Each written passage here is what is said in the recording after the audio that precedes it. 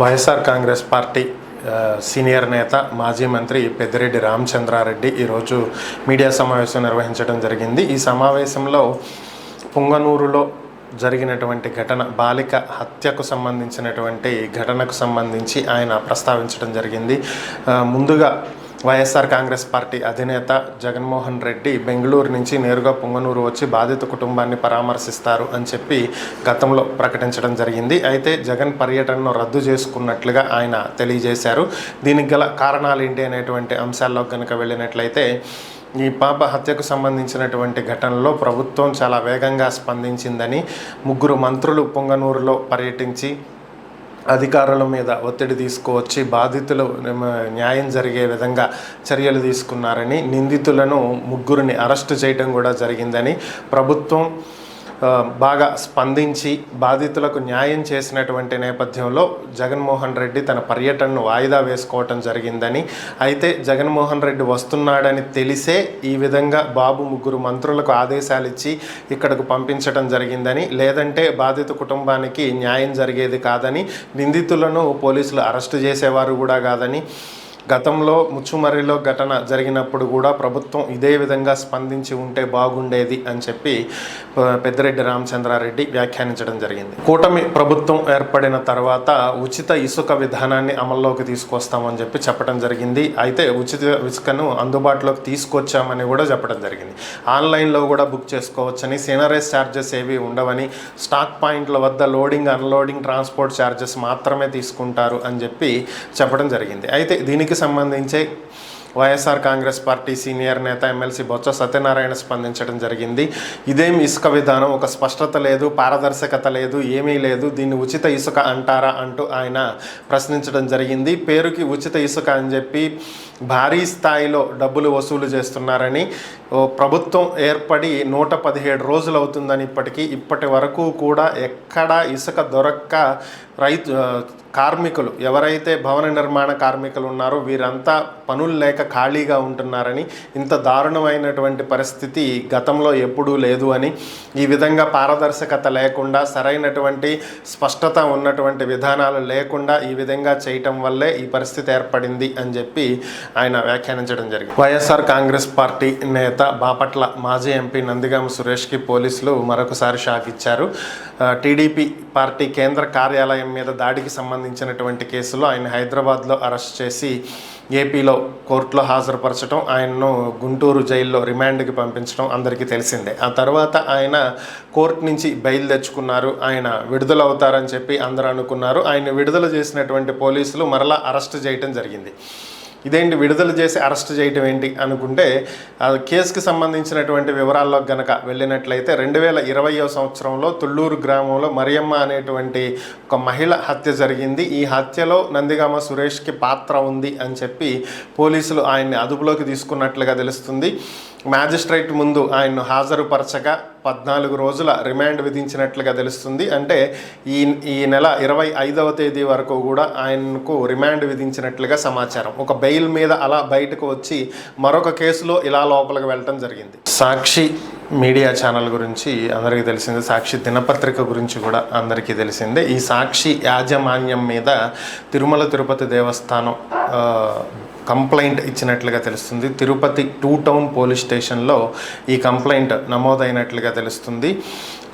ఈ కంప్లైంట్కి సంబంధించినటువంటి వివరాల్లో గనక వెళ్ళినట్లయితే అడిషనల్ ఈవో లోకనాథం ఈ కంప్లైంట్ ఇచ్చినట్లుగా తెలుస్తుంది. దీంట్లో భాగంగా సాక్షి తప్పుడు ప్రచారాలు చేస్తుందని, ఈ నెల 5వ తేదీన ముఖ్యమంత్రి చంద్రబాబు నాయుడు స్వామివారికి పట్టు వస్త్రాలు సమర్పించడానికి వచ్చినటువంటి సందర్భంలో స్థానికంగా ఉన్నటువంటి టీటీడీ బోర్డు మెంబర్లు అధికారులతోటి సమీక్ష నిర్వహించడం జరిగిందని, అయితే దీనిని సాక్షిలో ప్రచురించినటువంటి కథనం 13వ పేజీలో వచ్చినటువంటి కథనంలో సిబిఐ విచారణ వేశారని, లడ్డూకి సంబంధించి కల్తీకి సంబంధించినటువంటి వ్యవహారాల్లో సిబిఐ విచారణకు వచ్చినప్పుడు అందరూ ఒకటే మాట చెప్పాలి, ఎవరూ కూడా వేరుగా చెప్పొద్దు అంటూ ఆదేశాలు ఇచ్చారు అని చెప్పి సాక్షి కథనాలు రచించిందని, ఇటువంటివేవి ఇక్కడ జరగలేదని, ఇలాంటి తప్పుడు ప్రచారాలు చేస్తున్నందుకు గాను సాక్షి మీద చర్యలు తీసుకోవాలి అంటూ కంప్లైంట్ ఇచ్చినట్లుగా సమాచారం. ఏపీ డిప్యూటీ సీఎం పవన్ కళ్యాణ్ని తన పదవి నుంచి తొలగించాలి అంటూ ప్రజాశాంతి పార్టీ అధినేత కేఏ పాల్ డిమాండ్ చేయడం జరిగింది.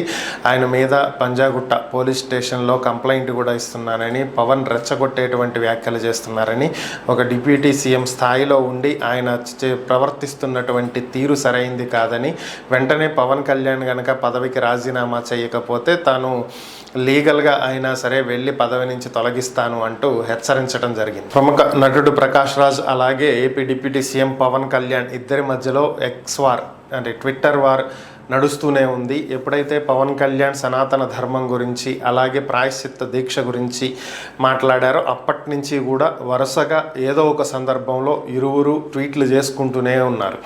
ఇటీవల ఎంజీఆర్ గురించి కూడా పవన్ కళ్యాణ్ ప్రస్తావించిన విషయం తెలిసిందే. ఇంత సడన్గా ఎంజీఆర్ ఎందుకు గుర్తొచ్చాడు అంటూ ప్రకాష్ రాజ్ కౌంటర్ ఇచ్చిన సంగతి కూడా తెలిసిందే. దీనికి కౌంటర్గానే పవన్ కళ్యాణ్ ఇప్పుడు ఒక ట్వీట్ పెట్టారు అని చెప్పి అందరూ భావిస్తున్నారు. దానికి గల కారణాలు ఏంటి అంటే, పవన్ కళ్యాణ్ తన ట్వీట్లో ఎంజీఆర్ గురించి గతంలో పవన్ కళ్యాణ్ మాట్లాడినటువంటి వీడియోలను కొన్నింటిని షేర్ చేస్తూ ఎంజీఆర్ని చూసే తాను కొన్ని నేర్చుకున్నాను అంటూ ట్వీట్ చేయడం జరిగింది. అంటే ఈరోజు సడన్గా నేను ఎంజీఆర్ గురించి మాట్లాడట్లేదు, గతంలో కూడా చాలాసార్లు మాట్లాడాను.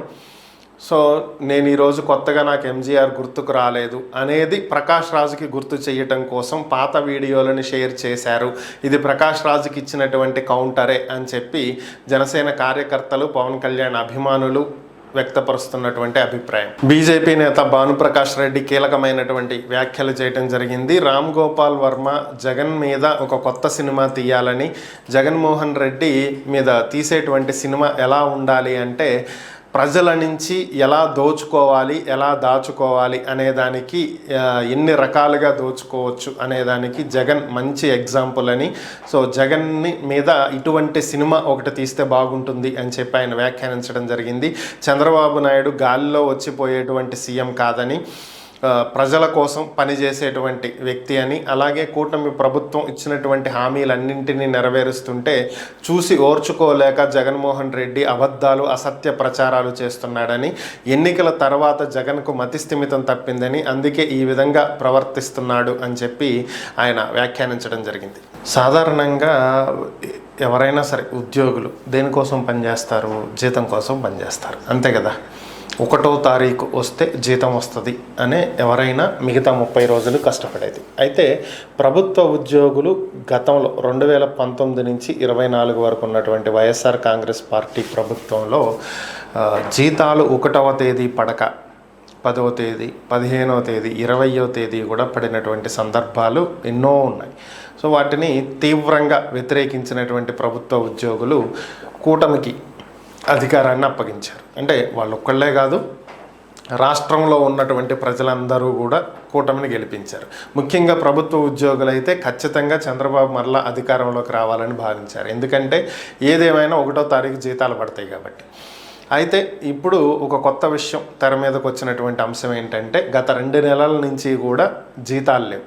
జీతాల కోసమే 400 కోట్ల రూపాయలు విడుదల చేస్తున్నట్లుగా జీవో విడుదల చేసినప్పటికీ అది జీవోకి మాత్రమే పరిమితమైంది తప్ప నిధులు మాత్రం రాలేదు. ఇంతవరకు 108, 104 సిబ్బందికి ఇంతవరకు జీతాలు ఇవ్వలేదు. మరొక 6500 మంది కాంట్రాక్ట్ ఉద్యోగులకు జీతాలు ఇవ్వలేదు. సచివాలయాల్లో కూడా కాంట్రాక్ట్ ఉద్యోగులకు జీతాలు అందలేదు. సో ఓవరాల్గా పండగలు వచ్చేస్తున్నాయి. వినాయక చవితి అయిపోయింది, మరొక 4-5 రోజుల్లో దసరా వస్తుంది, ఇంకొక 10-15 రోజుల్లో దీపావళి కూడా వస్తుంది.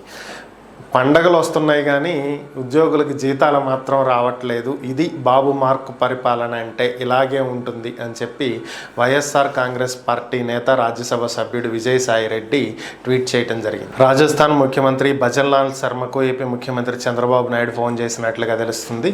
ఏపీ నుంచి పర్యటనకు వెళ్ళినటువంటి న్యాయవాదుల బృందం వెళ్తున్నటువంటి బస్సుకి ఈరోజు తెల్లవారుజామున ప్రమాదం గురవ్వటం. ఈ బస్ యాక్సిడెంట్లో ఏపీకి చెందినటువంటి ప్రముఖ న్యాయవాది ఆది శుంకర్ రాజేంద్ర ప్రసాద్ భార్య శుంకర జ్యోత్స్న మృతి చెందినట్లుగా తెలుస్తుంది. అలాగే పలువురు న్యాయవాదులు కూడా ఈ ప్రమాదంలో తీవ్రంగా గాయపడ్డారని, స్థానిక ఆసుపత్రిలో చికిత్స పొందుతున్నారని తెలిసినటువంటి నేపథ్యంలో ఏపీ ముఖ్యమంత్రి చంద్రబాబు నాయుడు రాజస్థాన్ ముఖ్యమంత్రి భజన్లాల్ శర్మతో మాట్లాడటం జరిగింది.